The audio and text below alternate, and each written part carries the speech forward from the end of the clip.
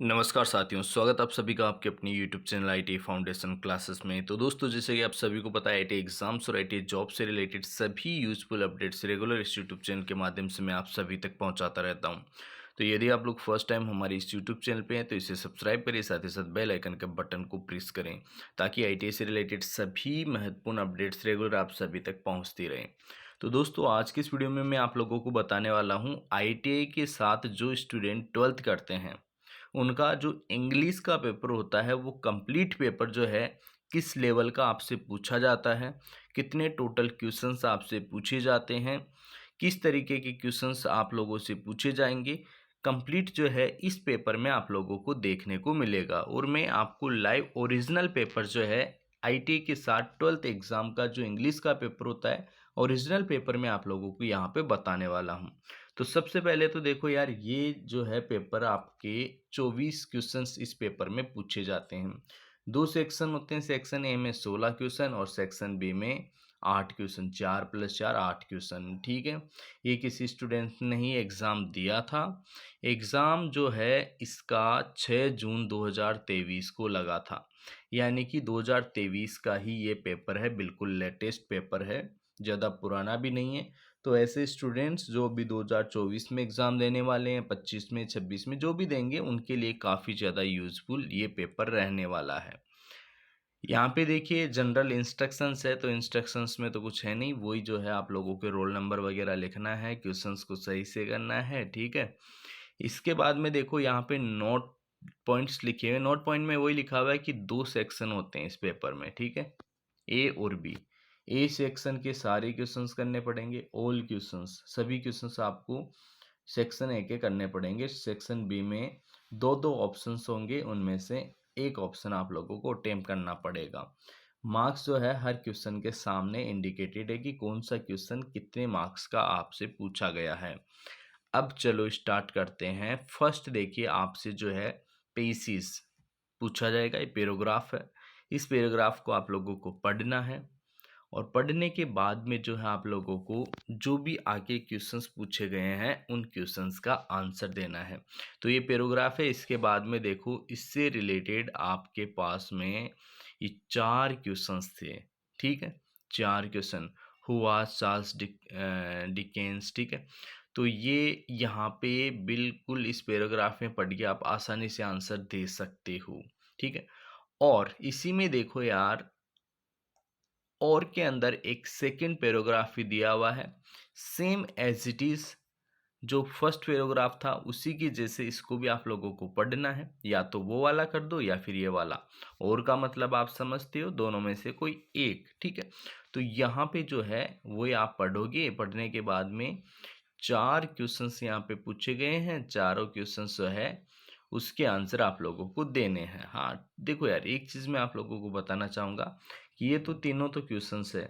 चौथा जो है, which word is exact extract are similar, इसमें सिमिलर मीनिंग वाले वर्ड्स आपको बताने हैं। जैसे सब्सिडियरी है, इसका सिमिलर वर्ड कौन सा होगा। लीइंग जो है, इसका सिमिलर वर्ड कौन सा होगा।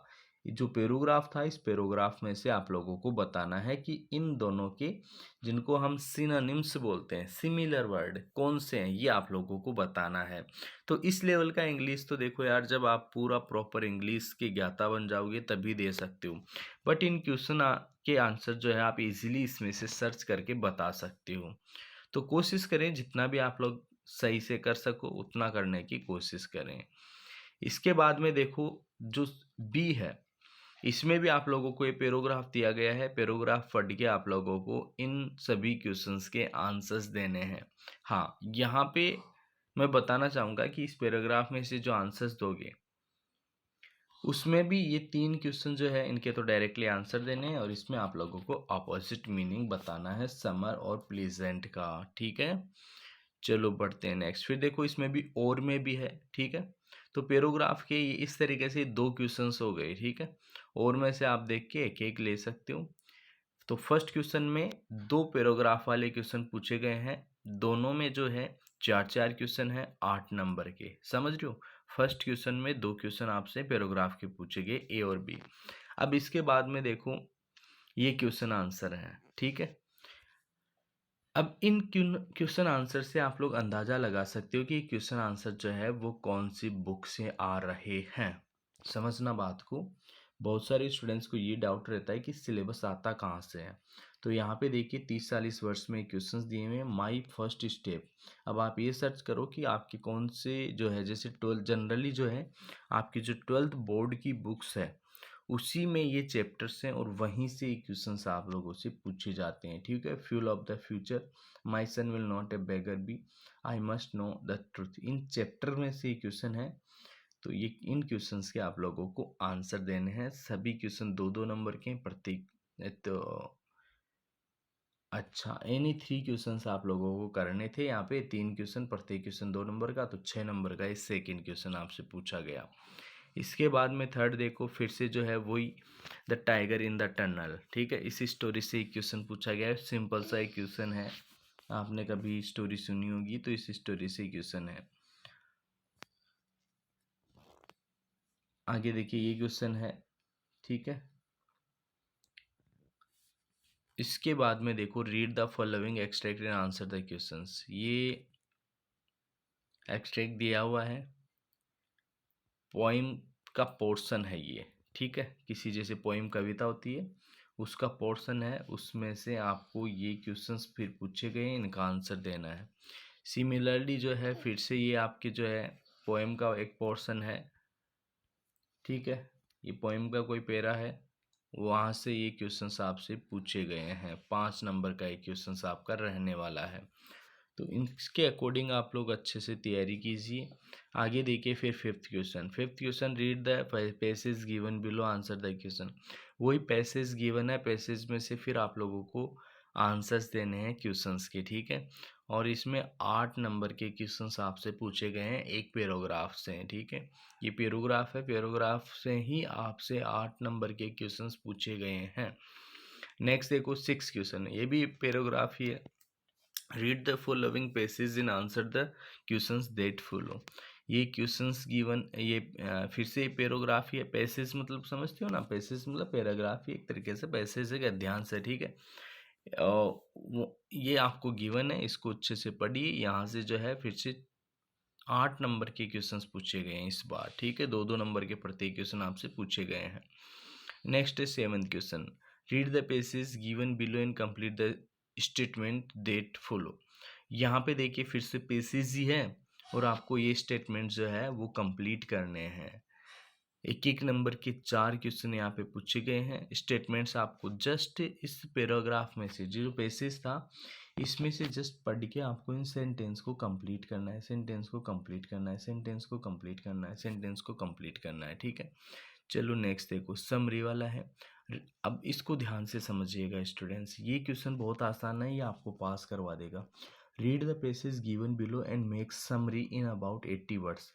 80 वर्ड्स के अंदर, 80 वर्ड्स का मतलब है आप एक लाइन में देखो, ये एक वर्ड है, 2 3 4 5 6 7 8। अगर एक लाइन में आप लोग 15 वर्ड मानो ना, तो 15 5 75 लगभग 5 लाइन के अंदर आपको जो है इसको कंप्लीट करना होता है, 5-6 लाइन में। ठीक है, समरी का ये मीनिंग है। तो जितना गिवन है उसका 50% आप लोगों को लिख देना है, 50% से भी थोड़ा सा कम। समझ रहे हो, ये जो गिवन है इसका शॉर्ट करके लिखना है, छोटा करके। जैसे मान लो इसमें 10 लाइन है तो आपको 5 लाइन में लिखना है, इसमें 20 लाइन है तो आपको 10 लाइन में लिख देना है। ठीक है, 10 से ज़्यादा में नहीं लिखना, 10 से कम में लिख सकते हो। जैसे मान लो ये है तो इसमें आप 5, इसमें 12 लाइन है तो आप 5 लाइन में कन्वर्ट कर सकते हो। ठीक है, तो इस तरीके से इसको बोलते हैं समरी करना। तो 8th क्वेश्चन हो गया समरी का। इसके बाद में देखो, ये आपके एक्टिव पेसिव है। एक्टिव पेसिव वॉइस जो है इसके भी आपसे 3 क्वेश्चंस यहाँ पे और 3 क्वेश्चन आगे भी हैं। क्या 3 क्वेश्चन आपसे पूछे गए हैं एक्टिव पेसिव वॉइस के। इसके बाद में देखो 10th क्वेश्चन जो है वो आपका वर्ब का है कि appropriate form of the verb, सही फॉर्म भरना है। जैसे राम टू टेम्पल डेली, तो राम ये तो यार सिंपल सा है तो राम गोज टू आ जाएगा, है ना। वैसे ही वॉज है तो उसके अकॉर्डिंग यहाँ पे क्या आएगा, स्लिप। ठीक है, नाउ सी। ठीक है, उसके अकॉर्डिंग जो है आपका यहाँ पे correct form of the verb लिखना है। नेक्स्ट देखो 11th question, combine the following sentence using connective given. ये कनेक्टिव गिवन है। इसमें क्या करना होता है कि जैसे ये फर्स्ट सेंटेंस है, ये दूसरा सेंटेंस है, दोनों के बीच में इसमें से कुछ लगेगा। द मैन इज पुअर दो, यद्यपि ही इज ऑनेस्ट। जैसे इसमें तो कन्फर्म है यही लगेगा फर्स्ट वाले में, तो फर्स्ट वाले का कंप्लीट आंसर क्या हो जाएगा, द मैन इज पुअर दो ही इज ऑनेस्ट, वह ईमानदार है, राइट। तो ऐसे ही जो है कंप्लीट इन सेंटेंस को कनेक्टिव वर्ड, जोड़ने वाले, कनेक्टिव मतलब जोड़ने वाले, तो दो दो दिए हुए हैं, दोनों के बीच में कोई ना कोई इनमें से एक वर्ड लगेगा और ये क्या हो जाएगा, कनेक्टिव कंप्लीट सेंटेंस बन जाएगा एक बड़ा, ठीक है। नेक्स्ट देखो, change the following sentence into indirect. ये डायरेक्ट इनडायरेक्ट वाले हैं, ठीक है, 12th क्वेश्चन में। इसके बाद में देखो, एक आपको वो जैसे निबंध होता है ना, हिंदी के अंदर निबंध या पैराग्राफ टाइप का आपको लिखना है यहाँ पे, ठीक है।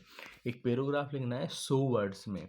वुमेन एम्पावरमेंट पे लिखो, एनी वन, केवल एक पे ही लिखना है, या फिर रोड सेफ्टी पे लिख दो या ग्लोबल वार्मिंग पे लिख दो। बहुत ईजी सा है यार, 5 नंबर का क्वेश्चन आसानी से आप लोग लिख सकते हो, ठीक है। बस थोड़ा सा आपको सेंटेंस बनाना आना चाहिए। 14 क्वेश्चन देखो, you are Suresh Sunita studying in Shri Rose public school Jaipur, write a letter. ये लेटर का क्वेश्चन है। टू द प्रिंसिपल, प्रिंसिपल को लिखना है requesting to issue books, books from the school book bank. School का जो बुक बैंक है, स्कूल की जो लाइब्रेरी है, वहाँ से आपको क्या मिल जाए, बुक्स मिल जाए। उसके लिए इशू करने के लिए आपको जो है प्रिंसिपल सर को क्या लिखना है, एक लेटर लिखना है, लेटर, ठीक है। तो इसमें लेटर का क्वेश्चन है।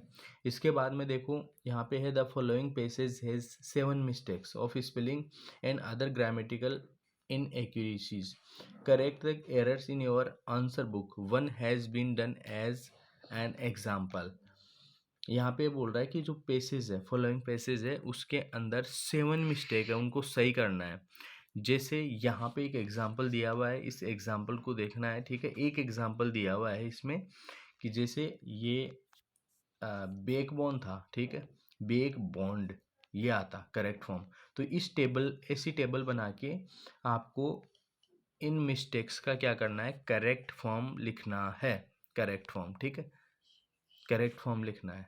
तो एक का तो आपको दिया हुआ है, बाकी 6 का आपको लिखना पड़ेगा।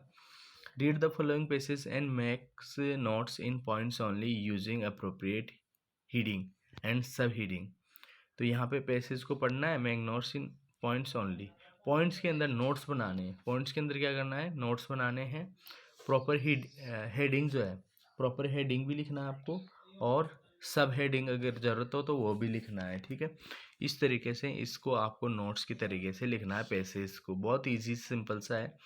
नेक्स्ट देखो, सेक्शन बी में आपसे जो है 4 क्वेश्चन पूछे जाएंगे। तो name the item which receptionist should take keep on her desk.